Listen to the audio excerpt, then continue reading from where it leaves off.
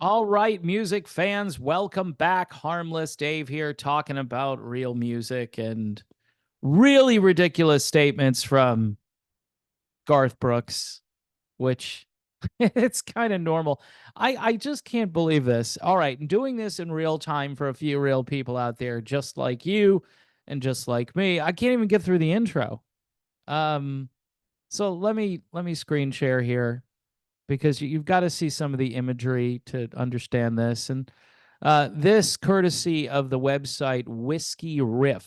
Whiskey Riff, in case you're not familiar with them, they're kind of like an anti establishment country music website, although they do cover a lot of country that is mainstream. So the headline reads Garth Brooks praises controversial Olympic opening ceremonies. I thought it was great. We need some kind of a national divorce, right? And all the people who want to think that this was great and that socialism is great and that open borders is great and all these things are great, they could go live in one place, right? We could do a little comparison, A-B comparison. By the way, the Democrats have chosen two people, one from Minnesota, one from California, and both of those states have mass exodus. Like people are leaving those states to come to states like Texas and Florida. I live in Florida, and I see a ton of people from Minnesota, just tons. Some who haven't changed their license plates yet. So I went off on that tangent. Here's the imagery here. In case you missed this, right? Is this going to get banned completely? Are these pictures going to like not be around soon? Garth just smiling. Garth was a fan. All right. Piers Morgan says, BTW, what the bleep was that all about? A drag queen mockery of the Last Supper at the Olympics. By the way, Last Supper, if I didn't say that right. Would they have mocked any other religion like this? Appalling decision. That's Piers Morgan. Piers Morgan is not like a right-wing conservative. He's kind of lukewarm type. I guess he's more to the right than the left, but I don't know what he is. And I don't know what this is, but according to Garth, it's France, right? The tasteless performance was condemned by everyone from ESPN analyst Pat McAfee, and they love this kind of stuff over on ESPN, to the Catholic Church and their Deputy Prime Minister, Matteo Salvini, okay, or Italy's Prime Minister might be the same thing. The Catholic Church's deputy. That's the way I read it. I read it wrong on purpose. No, there isn't a deputy prime minister in the Catholic Church.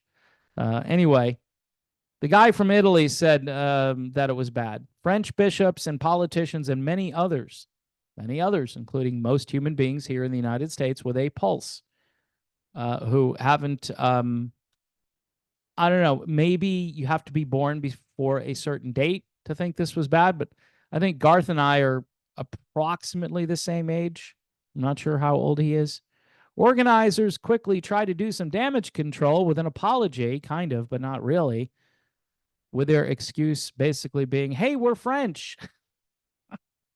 French. This is what happens when you're French. Clearly, there was never an intention to show disrespect to any religious group. We believe this ambition was achieved. If people have taken any offense, we are really sorry. I'm trying to find out what Garth. Okay, he says here, it was great. I can tell you this, outside looking at France, how they're reflecting their country to the rest of the world is beautiful. If you're going to get the gold medalist of all singers, Celine Dion, oh my gosh, what a performance.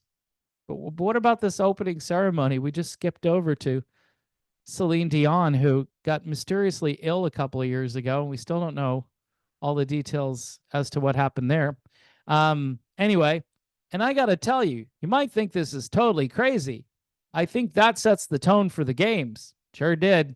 And I think that set the tone for everything. Like this sets the tone. The opening ceremony, well, I guess he's talking about the opening ceremony, but he did talk about Celine Dion.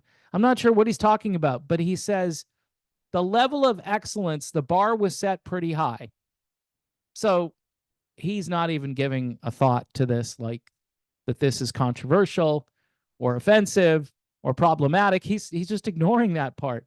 Like I say, folks, the news reports by omission.